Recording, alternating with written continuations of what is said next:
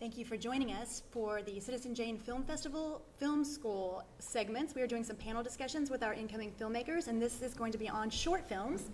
All of our filmmakers have short films in the festival. Short films are like hidden gems in film festival. They don't know that people know that much about short films. So Citizen Jane actually has 46 short films playing in 4 different programs and also 8 more opening feature films. So that's pretty exciting. That's a lot of films, right? Yeah. Mm-hmm. Okay. First, we're going to start having each filmmaker introduce themselves, and then we're going to show a little clip of their film so you can get a taste of what it's like and a preview so that you can come and see their film later in the festival. All right, we'll start with you, Kat. Okay. I'm Kat Candler, and I'm a filmmaker based in Austin, Texas, and also a lecturer at UT as well for film production.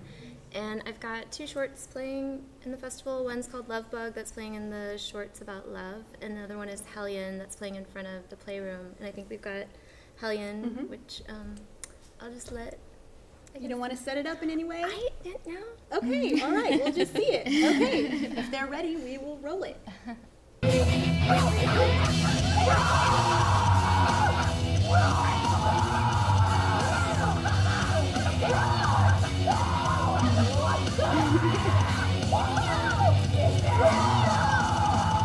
Stop playing with your girl toys!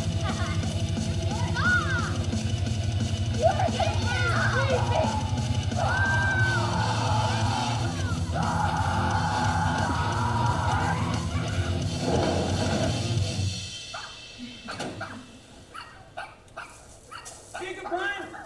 Stop right there, Jacqui.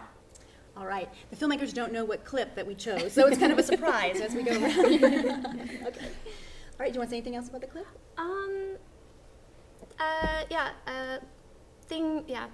The boys get in trouble, and it's sort of about what happens when they get in trouble. All right. Stay tuned. You'll have to come and see it. Yes, please. All right. The next film, Hannah, you want to talk about? Sure. My name is Hannah Fidell, and I live in New York now, although I met Kat when I was living in Austin, Texas. And I made a film called The Gathering Squall, which is based off of a Joyce Carol Oates short story, also titled The Gathering Squall. And I shot it in Austin in April of 2011.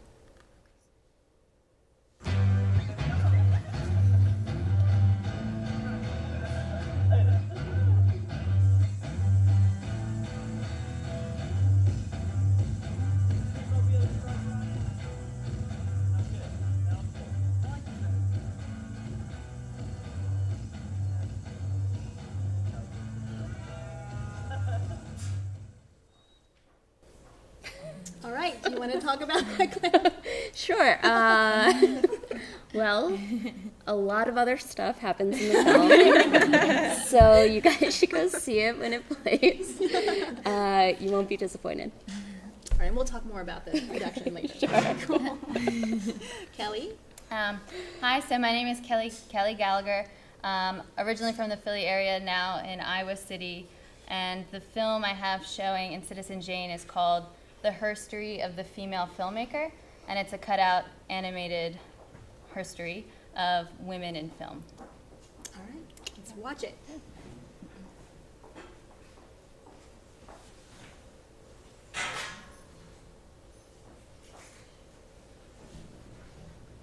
That's kind of tough for me to answer. I don't really know anybody. I don't really know. I guess the girl that did American Psycho is pretty good. Yeah, that's her name. My favorite female filmmakers. What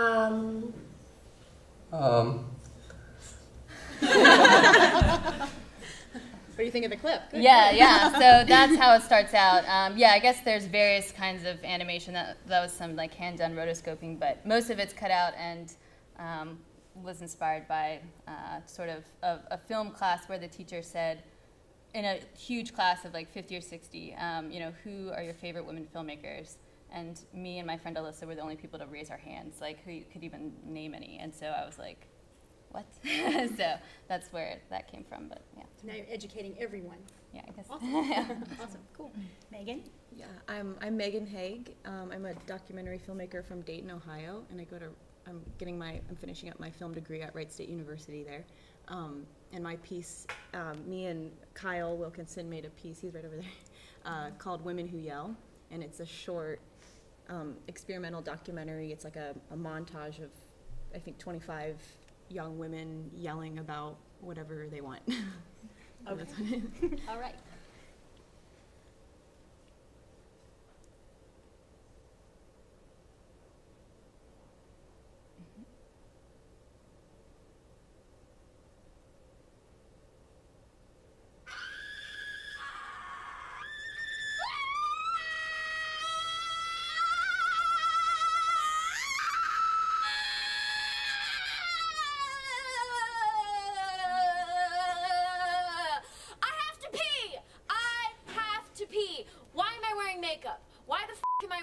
I'm wearing stage makeup. That would be yelling. Yeah. Okay. Awesome. Emily? My name's Emily Friend Roberts. I'm based in New York. I've been an animator for a while. I also work at Sesame Workshop doing educational games and that sort of thing. So really excited to be here. And I think something that I've always been interested about animation is the ability to sort of create an alternate reality in a variety of different ways. So I guess that's the preface I'll give to Gory Leslie is the film that I have from the festival. Okay.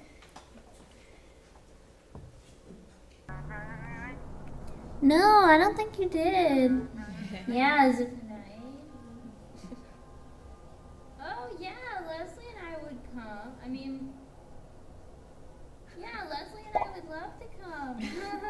Oh, really? Oh, weird. What does this look like? No, we didn't talk about that. Yeah, What does it look like? yeah, but I know who he is.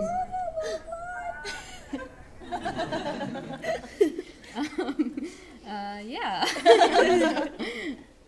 Yeah, I guess, to that I would say,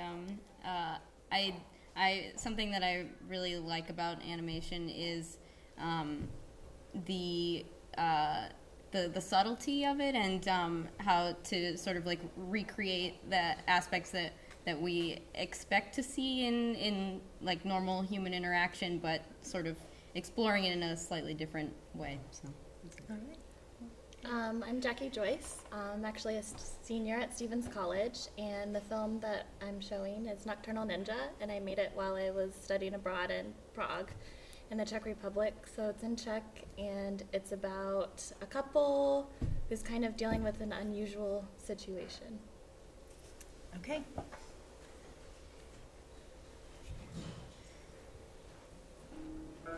Je tam někdo.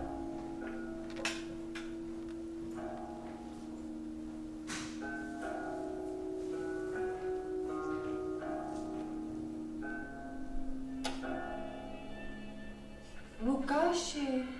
To je hloupé triky. Pro mě neznamenají vůbec nic. Můj kaktus.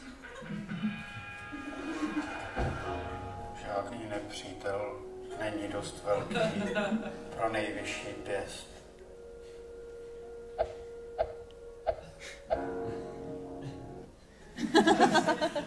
Okay. So, yeah, that's a clip, I guess. All right, I'm going to ask a few questions, and we'll start with Jacqui, if that's okay. Okay. Talk to me about your inspiration, why you chose to make a short film, and where you got the idea for the project. Well, I was studying abroad in Prague, and we were, that's kind of what the semester was about, was making a short film. And my director-writer, Gracie Gardner, couldn't be here this weekend, sadly. We would just pitch ideas constantly to our Czech professors, and they would always be like, no, this is awful, you can't make this. So after many tries on trying to figure out what we wanted to make, we came up with this story about a couple and their relationship, and we wanted them to be an older couple and have an entertaining situation happen. And so, yeah, that's how it came about. All right. Emily? Well, I guess I think I wouldn't say that I necessarily had an idea for the whole thing and more just bits and pieces as sort of recorded in like daily sketching, and I sort of fused a lot of imagery of things that I thought were funny or weird or poignant and or all of the above. And I think in moments finding myself thinking about scenarios and sort of like envisioning them in really grotesque ways that best embodied how I felt about certain things at a time where, you know, in reality it was a conversation, but the way to elicit certain feelings makes a lot more sense in over-the-top animation sometimes. So, yeah, I guess that's inspiration. Like over the time period, how long of a time period? I worked on it for a really long amount of time. I hand drew everything and then photographed everything and then realigned everything. At this point, I didn't even have the dialogue. And so I timed everything out. I sort of knew where talking would occur, but I hadn't entirely figured out what the dialogue was going to be, because the dialogue was sort of almost inconsequential to the story arc. And so then I timed it out in Flash, because I'm really familiar with Flash for just do like web animations that I've done, and then composited everything in After Effects. It was sort of like the longest process that I possibly could have taken, and I worked on it for about 6 months and then sort of forgot about it, and then went back to it like a year later, and so I finally finished it, and I'm glad that I did. I also did all the voices for it and pitch shifted some of the lower ones, so that was fun. Megan? The question's how... What the idea that came about, yeah, and why you chose to make the right. Well, Kyle and I had actually been, by one of our professors, had been nominated to participate in this local art show, and we knew we didn't want to submit any of the pieces that we had made because they were like sort of stale and we were like done with them. So we wanted to make something new, and we needed like a really simple idea that we could get done in in a month time. And I had been listening to a lot of B-52s and Slater-Kinney and like all, you know, like Tune Yards and all these like women singers who like yell a lot and are really aggressive. And I remember just sort of like suddenly we were just like talking about it one day, and I was like, you know, you don't ever see like women just like yelling and like ranting about stuff like in film and in media, and you never see like women like being angry unless they're being portrayed in a really negative way. And so we just had this idea to just, you know, and we thought it was simple. We thought we could just get like any woman who wanted to participate. We gave them very little direction. We just said, you know, this is a piece about subverting representations of women in the media. And, you know, there's often like two sides of this where like women are, you know, they're sort of placed in these positions of being passive and submissive and not really, their voices are not really important enough to be included in conversations surrounding politics and what's going on, you know, socially in the world. Or, you know, the flip side of that is if women, you know, who are involved in like politics and you do see them on screen and they do have opinions and they are assertive about those things, they're often portrayed as being like crazy and like this crazy feminist ranting about things, you know, and can often be, you know, portrayed really negatively. And so we're like, this is your time, this is your spotlight, you say whatever you want, you represent yourself the way you want. We're not going to tell you to say anything, you know. And so we told them, you know, you can be in there for 3 seconds and you can be in there for like 10 minutes. It's whatever you want to do. And so a lot of it was, I mean, you know, of course the editing process was like that was where we like used our discretion to choose what part of what they said was included in the piece. But I think the making of the piece was actually even more so than the final outcome was what was like most rewarding, because regardless of whatever we included from their session, all the women came out of the like sound booth and they were just like, that was liberating, that was like so therapeutic, I should do this every day, like I feel great, I feel like weights off my shoulders, you know. And that was like what was really, and, you know, just being able to talk to them. I mean, we generally like, you know, turned into like some like 5-minute conversation after they were done. So you weren't even in there. It was like a special. Well, it was weird. Most of the time I wasn't in there. Sometimes they actually asked Kyle and I to like leave the room and like leave the sound room entirely. Sometimes they asked Kyle to leave, you know. And then other times there's one woman in particular who was like, I feel so weird, because she was a filmmaker, or she's a film student, and she's like, I feel so strange talking to a camera. Will you stand here? And so she had me stand in the sound booth with her. I was like, sure, that's fine. And she was like yelling at me. You know? So yeah, everybody sort of had a different thing. And some women, what I thought was really cool about it was a lot of the women, because, you know, I'm pretty much the filmmakers don't really get a lot of chance to leave the Creative Arts Center at our college. So like most of the women that were participating in it were also like, they were in the acting program, or they were filmmakers, or, you know, musical theater or whatever. So they were all, seemed significant to me, because we're all participating in the creation of images of women in the media. You know what I mean? Like women filmmakers, you know, they're participating in this, and women who are actresses are like representing themselves, you know.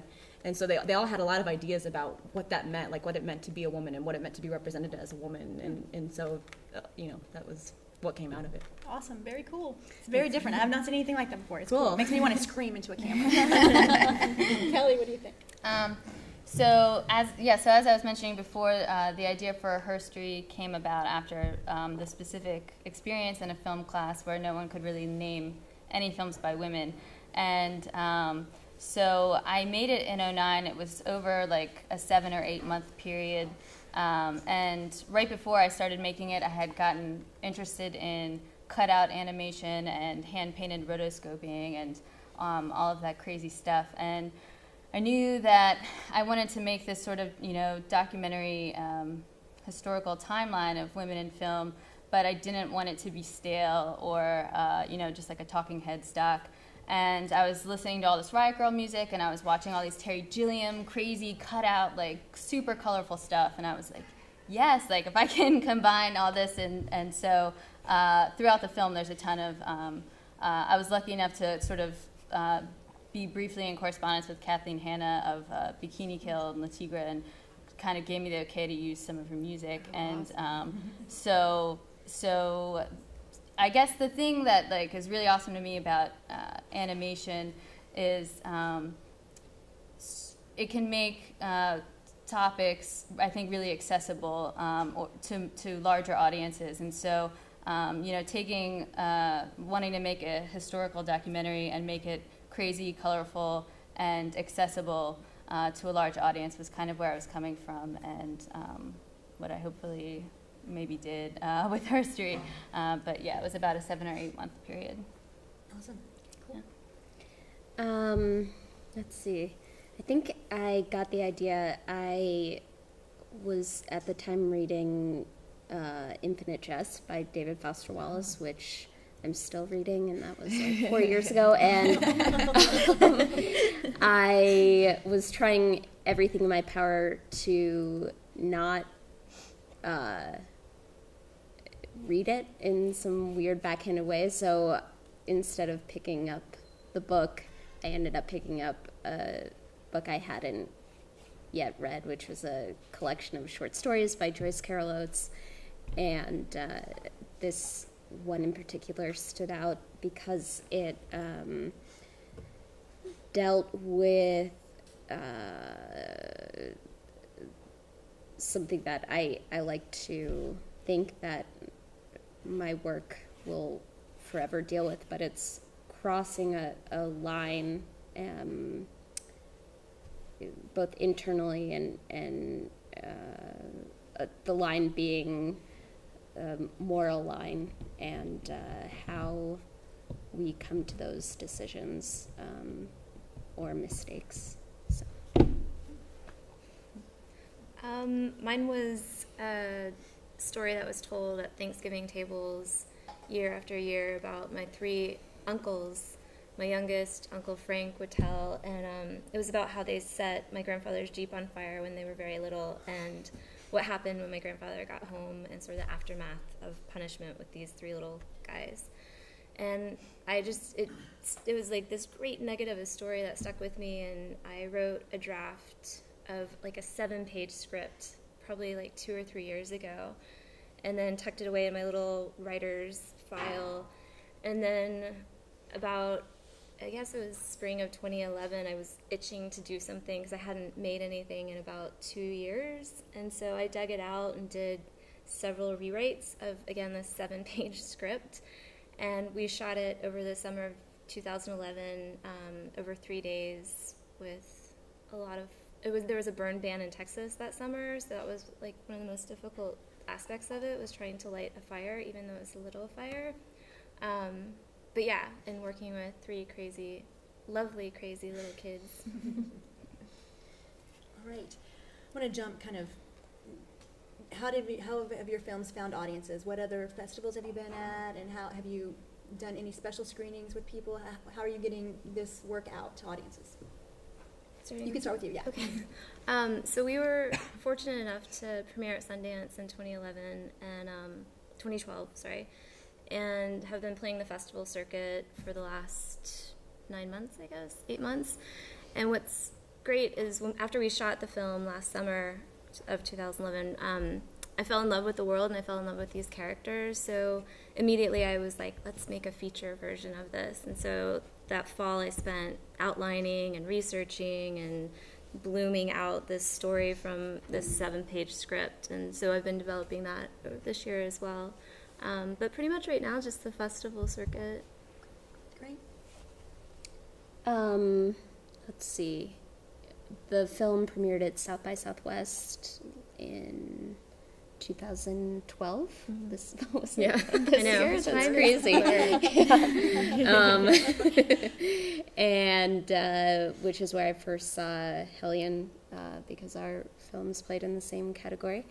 And from there, it's played at other festivals around.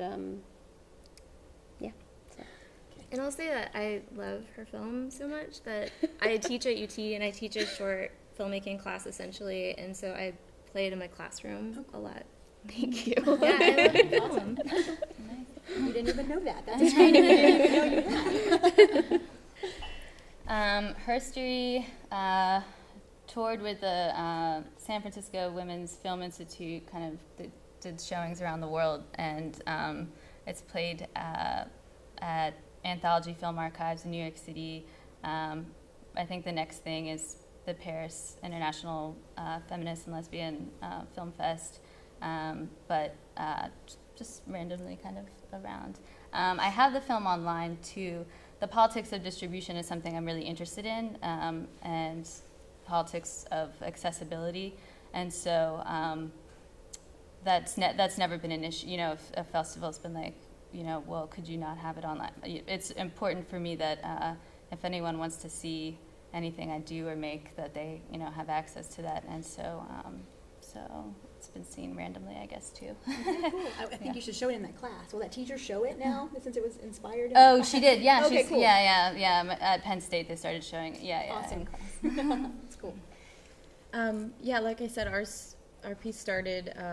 It's called the Klein Show, and it's a local gallery that we had been nominated to participate in, and so it was actually more of like an installation kind of piece. Like it was the only video piece they'd ever had. So you like go up and you like put headphones on and like have your own really like personal experience with it, and then we had submitted it to our like local film festival called Big Lens, and that's a film festival specifically designed to showcase the work of Wright State film students, and so that I got to play with some of the other Wright State students' work coming out. That was just this past year, the past summer, and then now we're submitting it. Now we're in the process of submitting it to a lot of other festivals. And it's going to be shown here a little different, right? Yeah, as well as your film too. Okay. Yeah, through the kinetoscope.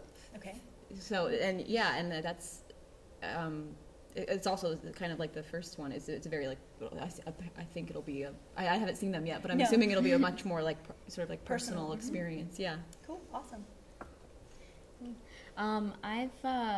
I've shown Gory Leslie at a few festivals in New York and Philadelphia. It's usually at more niche, either animation or actually horror festivals it's screened at, which I think is kind of funny because to me it's sort of like a like more of a just weird bittersweet love story, but then it's funny to see how it screens differently in different contexts. So like after a night of just really intense over the top gore shorts, and then they screen mine. Everyone's like, oh, that's nice. And then I've also screened in the context of more traditional animation festivals, and then when mine comes on, everyone's like, oh God, what's happening? So,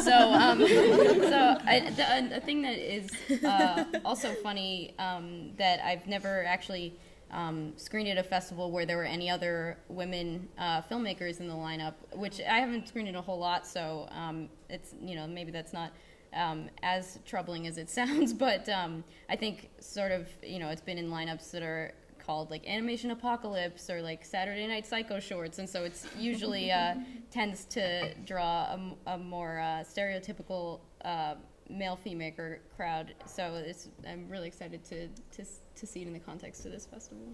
Awesome. Well, I actually just finished my sound mix like 3 weeks ago. But I did have a preliminary screening in Prague, so I could come back from Prague this past spring. So I had a screening in May. So I've been spending the summer reworking it and reworking the sound and just finishing up. So I'm planning on submitting to festivals. My director, Gracie, is super busy, so we're both trying to graduate college and finish up. So awesome. Two-part question, and then we're going to open it up to the audience to ask some questions. But we'll start with Jacqui with you. A lot of you did these as projects, so you did that. So if you didn't do it as a project, maybe talk about your funding and how you got the green light to make the film.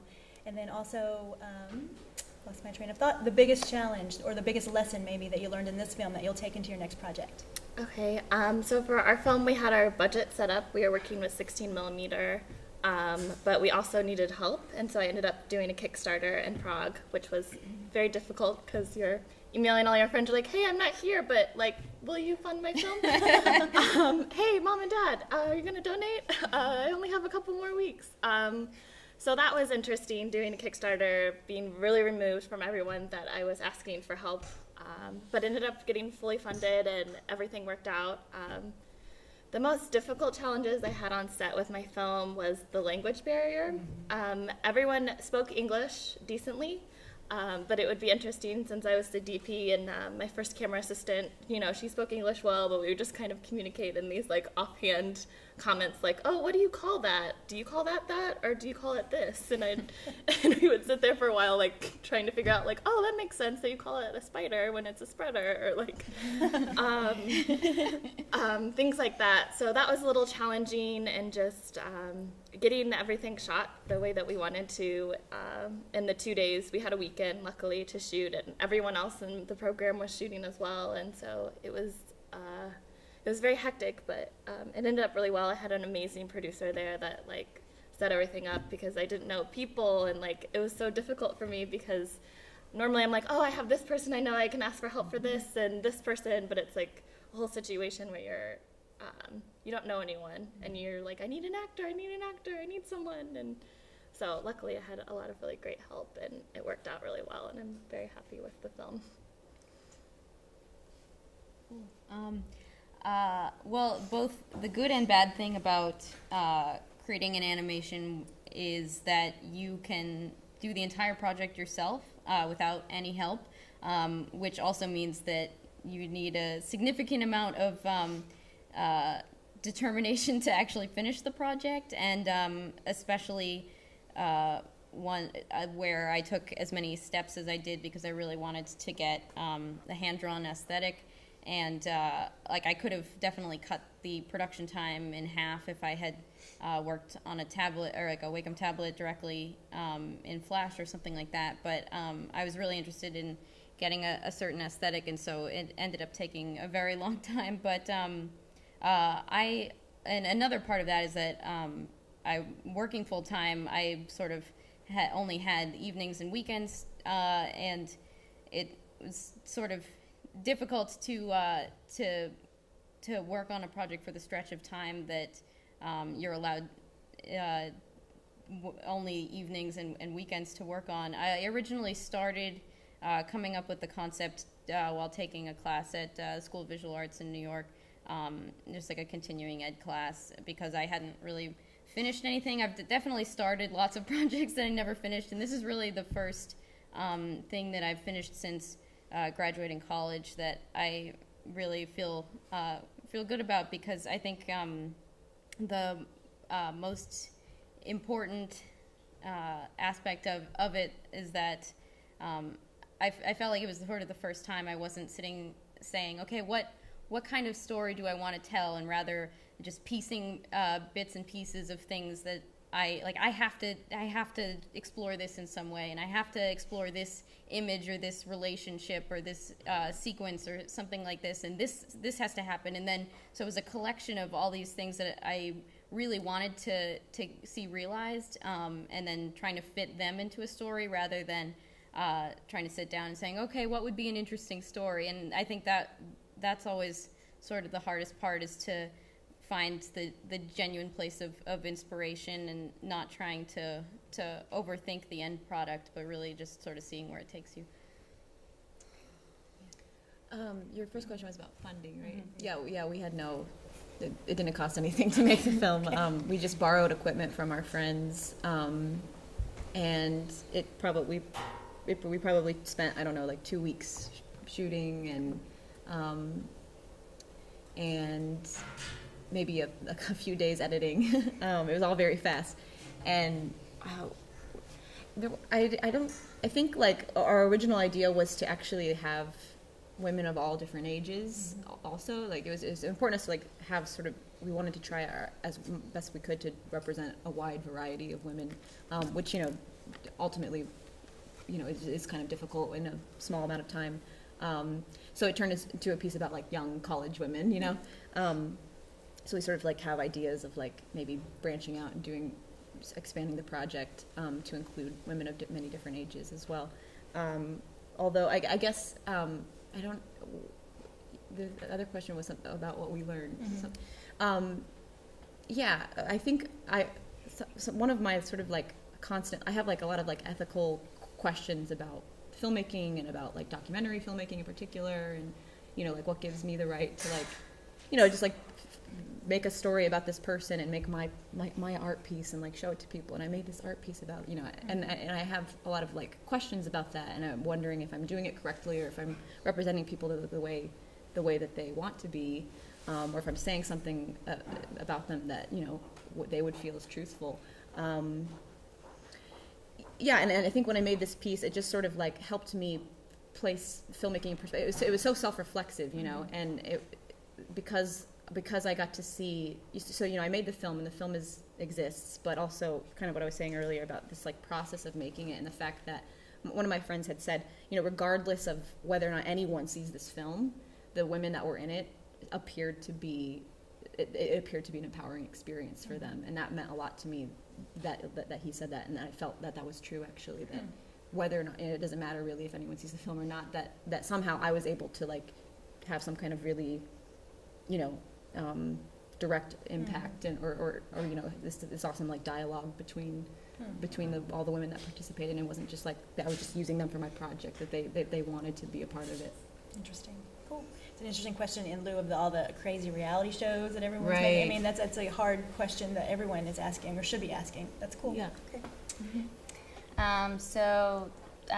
To the first question, funding and grants. This film was my senior thesis in undergrad, and so, but I did receive 2 grants, which helped. Funny enough, I mean, with like animation, the costs don't really get too, well, you wouldn't think that they get too high, but with the kind of stuff that I was doing, I felt like I was at like Michael's Arts and Crafts all the time, and it's fun. Like I loved it, like buying crayons, like that's awesome. But it and it certainly added up though. So that was helpful. Challenges, I guess, just because it's such a tedious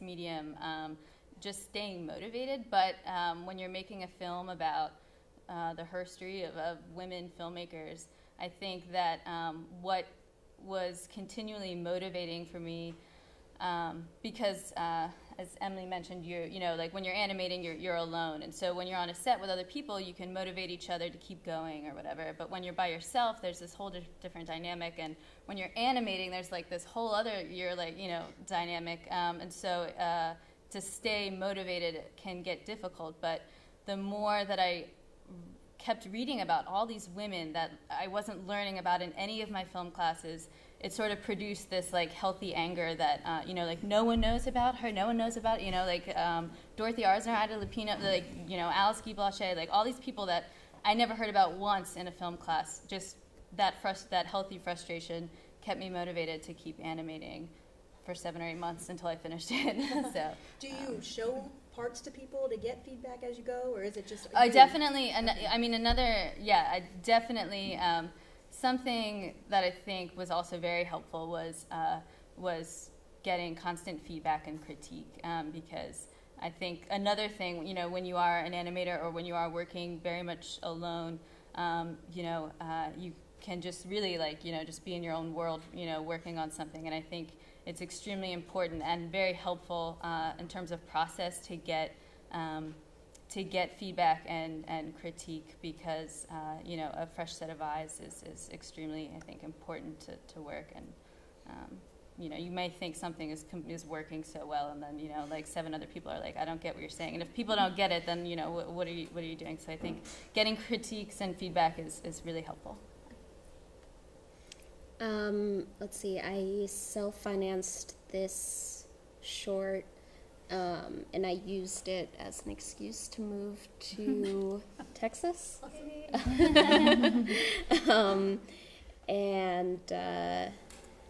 And what was the... Like a lesson that you learned that'll help you in your next project. Oh, yeah. I mean, the whole filmmaking process is just one big series of lessons. So there's not one in particular I can Not mention. one painful one that sticks out. No. A painful one? You want all the dirty? Yeah. Save us some pain out here. I think I went into making the short after a fairly unsuccessful feature film try, and I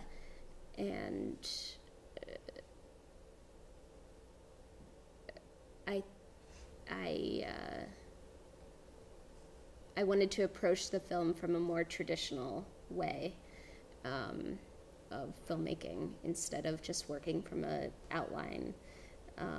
This time actually blocking shots and having a full script and not improvising.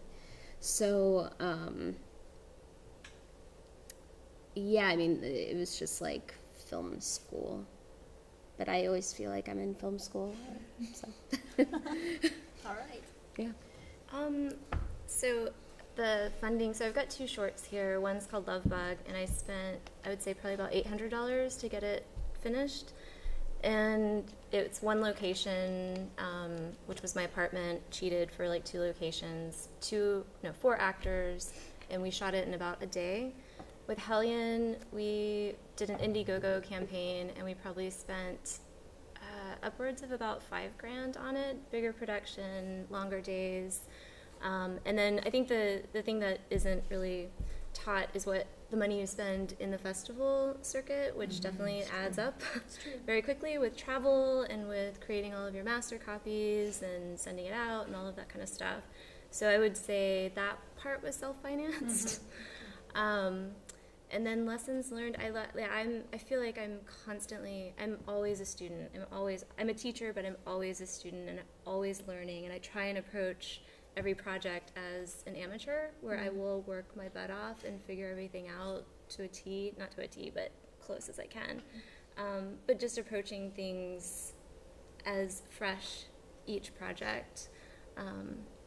And I guess in Hellion, there's one aspect that we haven't seen yet that involves duct tape, which was probably, I can't say what it is because it's a little revealing of the film, but if you see the film, duct tape is what was the most difficult challenge in the film. We'll just leave it at that. Yeah. We're going to open up the questions to non-duct tape questions.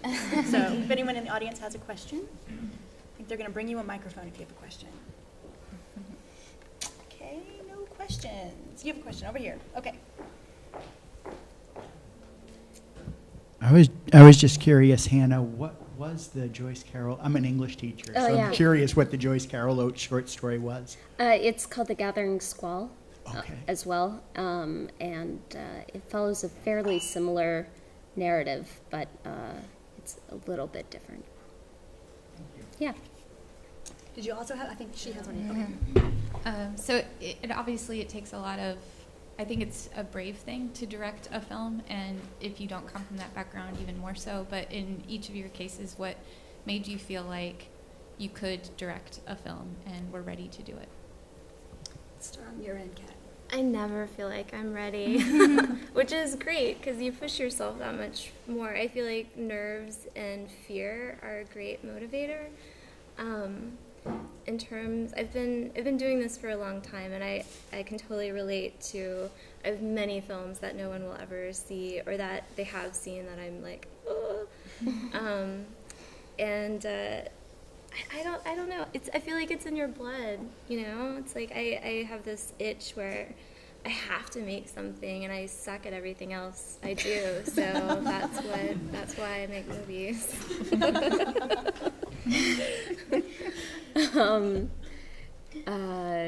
Well, I don't know. I think in college, in my production classes, and even after, it took me a few years post graduating to overcome this fear that I had of perfection, and it was so intense that I could hardly make anything at all because it had to be perfect. And I think it just takes like, you just gotta loosen up, man. I think that sounds like a mantra. Anything else, yes. So I realized that, and then everything just flowed from there.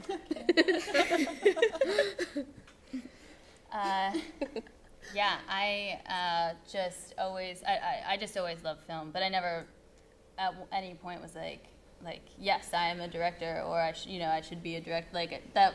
I just don't even, I guess, I don't know, think about it that way. I just think this is really fun. I want to make this crazy movie. I think something that's exciting about more cameras everywhere, video on phones and all that stuff, is that fear, I think that there is, even in film school or just film world, fear around not only just perfection, but also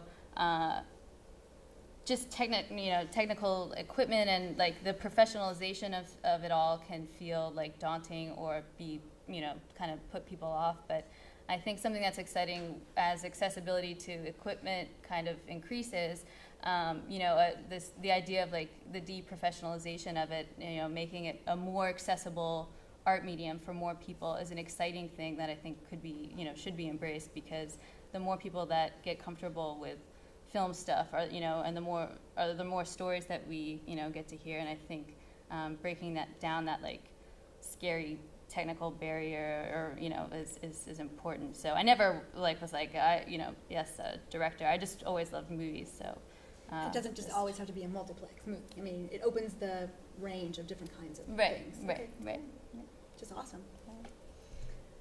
I guess I feel like it's my personality sort of gravitated toward directing.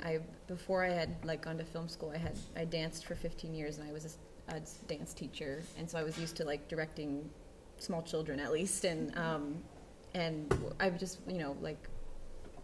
my film partner Kyle, he's generally the cinematographer for our films, and he's very we have sort of complementary skill sets, at the risk of speaking for him, but he's very sort of an introverted and sort of very observant person, which I think makes for a great cinematographer.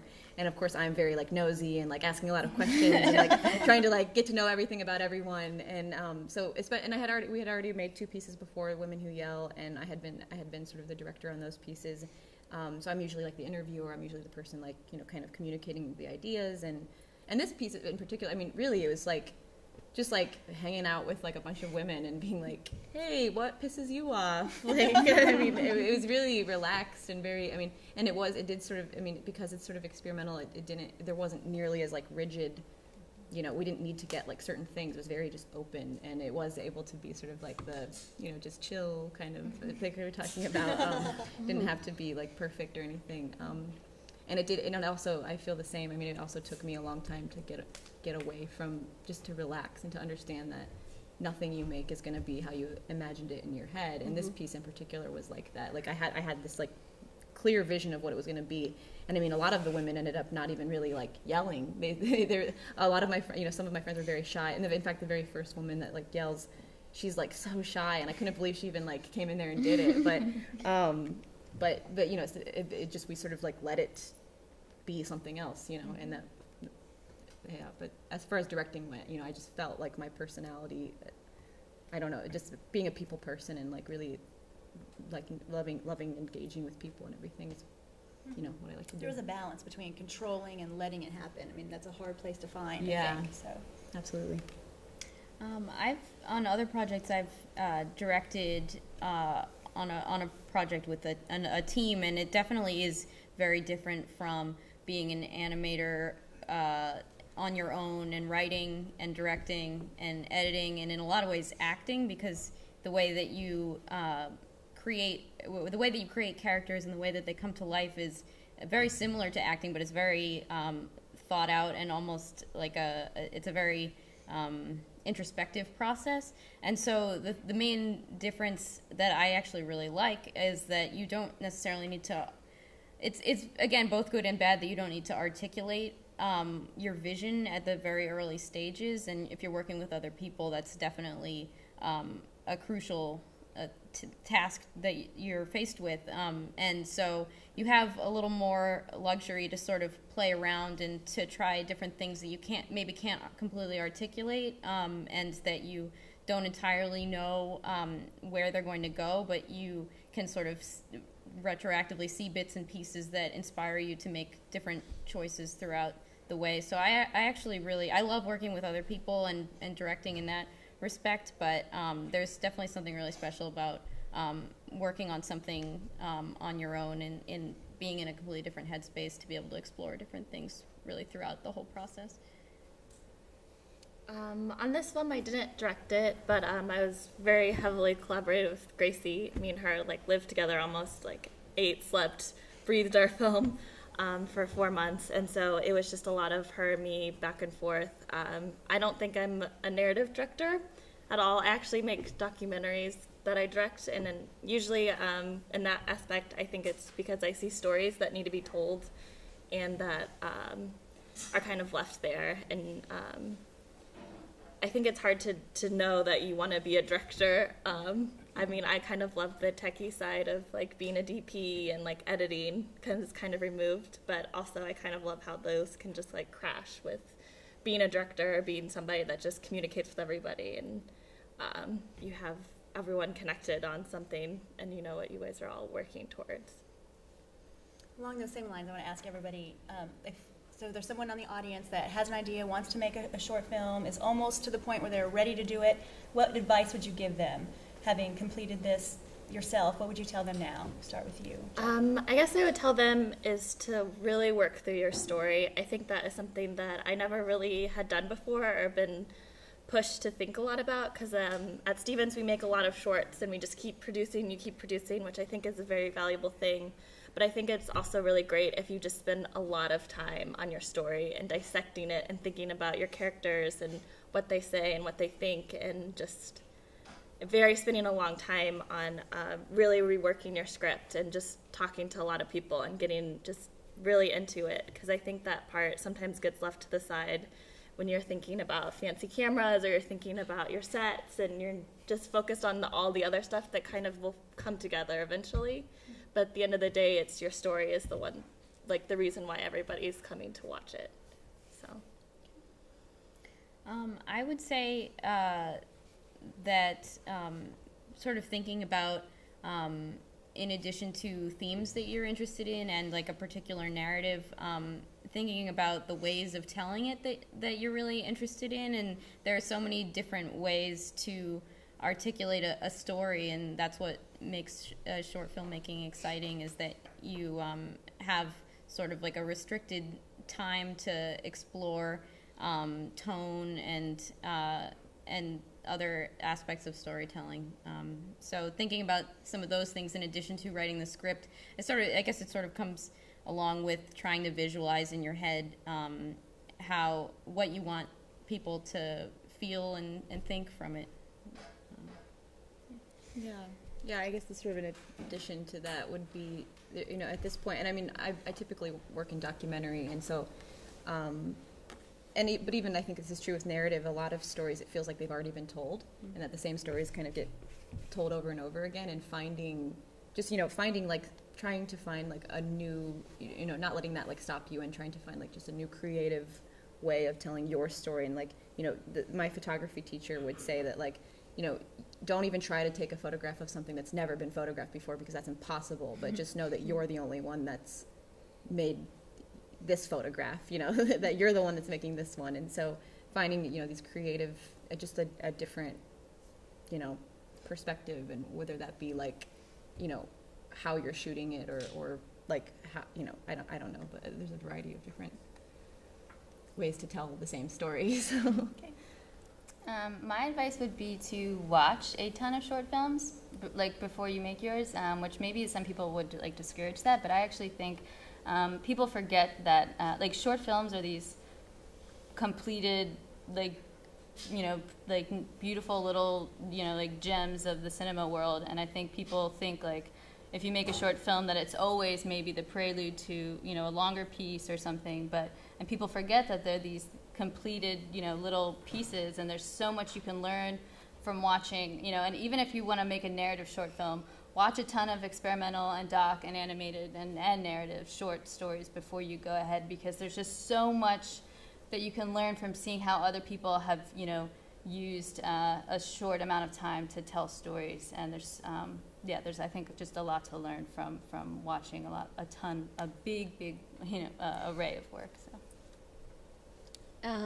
My advice is just to do it, just to make it. You guys like took all my things. Oh. The next person took it. And so I'm going to reiterate like a lot of what you guys had said, and that's story is number one. Like really, really, really hammer out your story, and spend the time.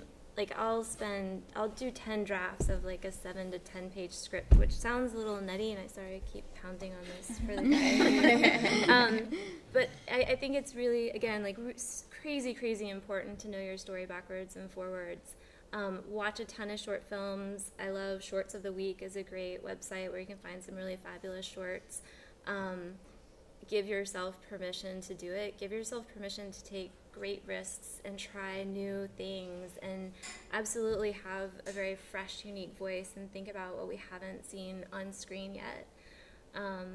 But yeah, I would say my big one is give yourself permission to really try things, take risks, be okay with making mistakes or something you're not totally proud of, because you're going to learn so much from just going out there and actually making stuff. Mm-hmm. And it's so much fun. It's so much fun. Even if you never show anybody, right? Yeah, I've got plenty of those. Any more questions? Any other questions from the audience?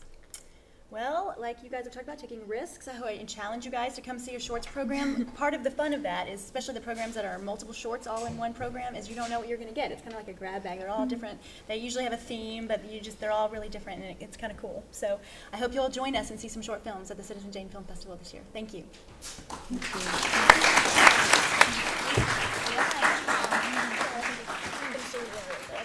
Thank you.